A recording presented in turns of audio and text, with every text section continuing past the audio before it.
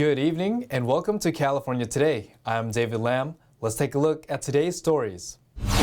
Students have decided to follow Governor Gavin Newsom's lead and unmask in settings that still have mandates. Some schools have either asked students to leave or put them into separated areas. And big unemployment payouts from the pandemic had many instances of fraud. The state is trying to get some of its money back through requesting recipient evidence, but few are responding. A group of people marched through San Francisco in protest of the immediate opening of the Olympic Games in China. People gathered at the Golden Gate Bridge to protest against the 2022 Beijing Olympics. The group cited atrocious human rights record of the Chinese Communist Party, or CCP. People from Tibet, Xinjiang, South Mongolia, Hong Kong, as well as dissidents from mainland China marched across the bridge towards the Chinese consulate. Other groups have labeled this year's Olympic event the Genocide Games, citing the CCP's widespread persecution of the ethnic and political groups, along with Falun Gong and Christians. The groups have accused Beijing of using the Olympics to hide its human rights crimes. On the eve of the Beijing Winter Olympics, House Speaker Nancy Pelosi, joined by witnesses, shed light on the egregious human rights abuses going on in China. Here's that story. The People's Republic of China is perpetrating a campaign of gross human rights violations, including genocide. During a congressional hearing, Pelosi listed the horrific human rights abuses taking place at the hands of the Chinese communist regime. Yet the Chinese government works desperately to cover up their abuses, rewriting history and projecting a very different image to the world. Pelosi said for years many in Congress have fought to hold Beijing accountable, including to deny them the honor of hosting the Olympics. Now the IOC, aided by corporate sponsors, once again turns a blind eye with the 2022 Winter Olympics, just to bolster their bottom lines. Pelosi also reminded all the athletes not to trust any of the CCP's propaganda. Do not risk incurring the anger of the Chinese government because they are ruthless. California's unemployment payouts during the pandemic was hit by potentially millions of cases of fraud. The program initially deferred recipients' eligibility. Now that the state is asking for that eligibility, most people are ignoring it. California's effort to reclaim over $20 billion of fraudulent unemployment insurance has fallen far short of its goal. Out of 1.4 million people contacted to provide their eligibility for the government payments, 80% failed to respond. The fraudulent claims stemmed from the Pandemic Unemployment Assistance Program, or PUA. The program was designed to help those who would normally not qualify for benefits from the Employment Development Department, or EDD, like small business owners and self-employed independent contractors. The PUA ended last fall, but many of the 2.9 million recipients were not qualified to receive benefits. State Senator Patricia Bates said the fraud could cause California businesses and taxpayers as much as $30 billion to bail out EDD. When the program began, if applicants sought the minimum $167 weekly payment, then the federal law did not require them to immediately provide proof of work or income. But the Governor's Office of Emergency Services wrote that all applicants did not need to submit any documentation at first. And since then, the federal government has asked for that proof from recipients. Further, the U.S. Department of Labor had not relaxed its expectations for fraud prevention despite the pandemic, according to a report from the California State Auditor in January last year. The report said the EDD did not take immediate action against the Labor Department's fraud warnings. Several California district attorneys reported widespread unemployment fraud in county jails and state prisons. A number of students on the West Coast have refused to wear masks. Some say they are following the example of California's governor after his maskless photo was published from the NFC Championship game. Some students in California have had enough of wearing masks. My entire class has been forced to sit outside because I am refusing to wear a mask.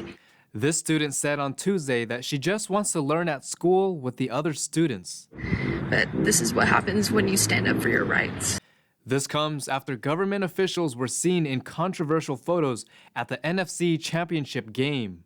I went to school knowing that I would not put on a mask.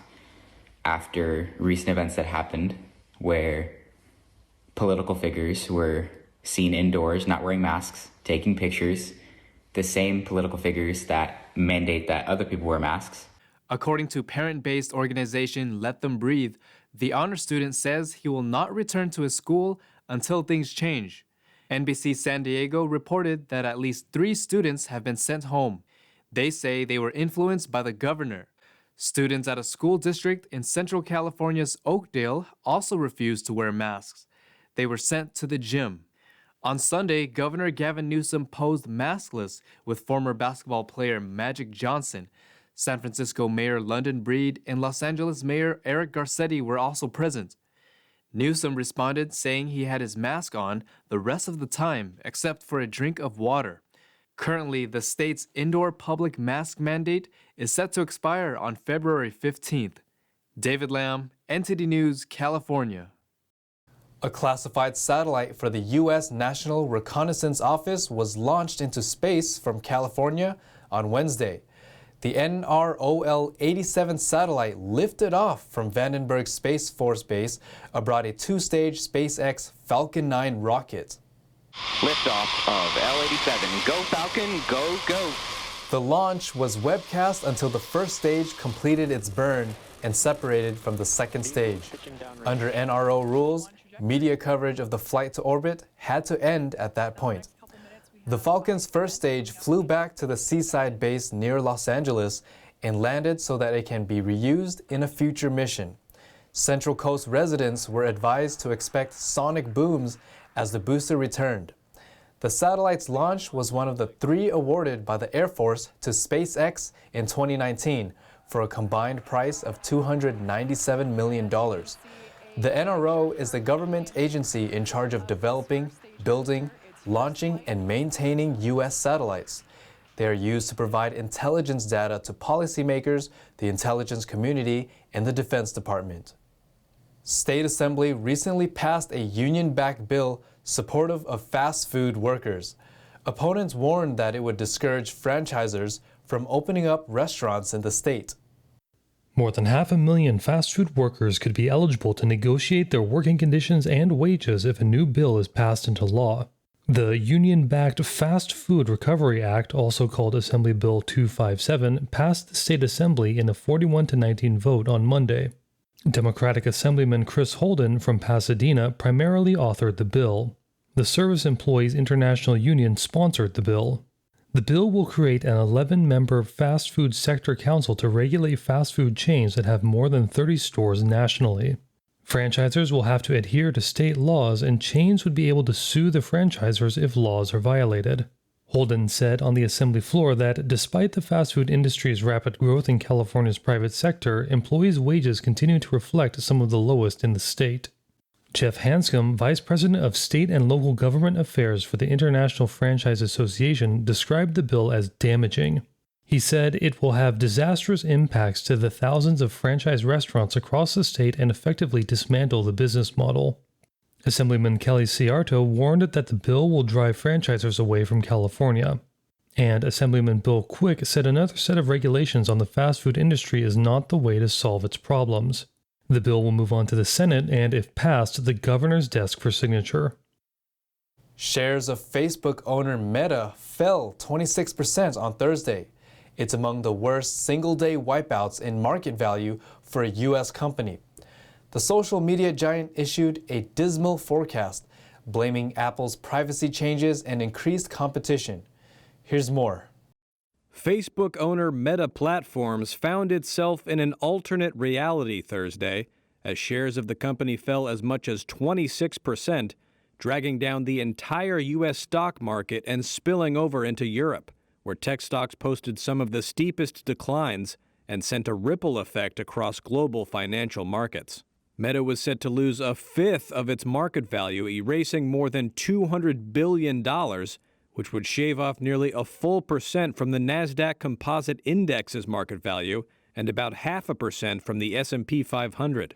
The huge drop followed a dismal forecast from Meta, which blamed Apple's privacy changes and increased competition from rivals like TikTok. The company formerly known as Facebook also reported a decline in daily active users from the previous quarter for the first time ever. Facebook was an unmitigated disaster. I think Facebook has a Mount Everest-like battle, an uphill climb to get back to growth. Because what we're seeing on the digital advertising side, the privacy issues, TikTok competition, this is a company, they changed their name, but the strategy and the monetization continues to be social media. And this was the dark days in terms of what we saw from the quarter. The so-called FANG stocks, including Facebook, Amazon, Apple, Netflix, and Google's Alphabet, has seen around $400 billion in market value disappear in the opening weeks of this year, as investors expect policy tightening from the Federal Reserve to erode the industry's sky-high valuations. The disappointment over Meta's earnings and subsequent stock drop called to mind the bursting tech bubble of 2000. If Thursday's losses hold, the decline would mark the social media giant's worst one-day loss since it went public in 2012. If you're heading to the Super Bowl in LA, officials say free N95 masks will be given out to ticket holders. Tests and vaccinations will also be available on site at the Los Angeles Convention Center's Super Bowl experience. And I'm thrilled that people are going to make the commitment to keep the small business owners here in Inglewood safe, the workers here at the stadium safe, and the people surrounding them sharing in this amazing experience. So everybody can holler and scream and celebrate and root on our hometown team safely behind a K95 or an N95 mask that the NFL has so graciously agreed to provide to each and every attendee on February 13th. A managing partner for the stadium says fans need to keep their masks on, unless actively eating or drinking. He added that staff will look out for people not complying. The news comes after Los Angeles Mayor Eric Garcetti was seen at last Sunday's playoff game without a mask. He addressed the controversy afterward, saying he only takes off his mask for photographs. The hometown Los Angeles Rams play the Cincinnati Bengals at Super Bowl 56. The game is set for SoFi Stadium in the Los Angeles suburb of Inglewood. With the Super Bowl right around the corner, fans are finding some of the highest ticket prices in the game's history. Several factors have led to the all-time high in prices. Tickets for Super Bowl 56 are selling for the highest prices in the history of the game. Data from sites like SeatGeek and StubHub say average prices are about $10,000 per ticket. The lowest is around $7,000, and the highest about $65,000. For many Americans, Super Bowl 54 was the final memory of normalcy before the CCP virus, also known as COVID-19, came to the United States. As a result, this is the first change to see the Super Bowl live for many since a less restricted time. Along with that demand, several factors are contributing to the high prices. Los Angeles' already high prices are being pushed further by one of the teams playing this year. The Rams will be playing in their home city this year, the second time a team has played on their home turf in Super Bowl history. Further, fans of their opponents may be coming out in strong support. The Cincinnati Bengals have never won a Super Bowl and have been rare guests to the event. Inflation may also be a contributing factor, hitting a 39-year high of 7%. Now for a sports update from NTD's Thomas Christian.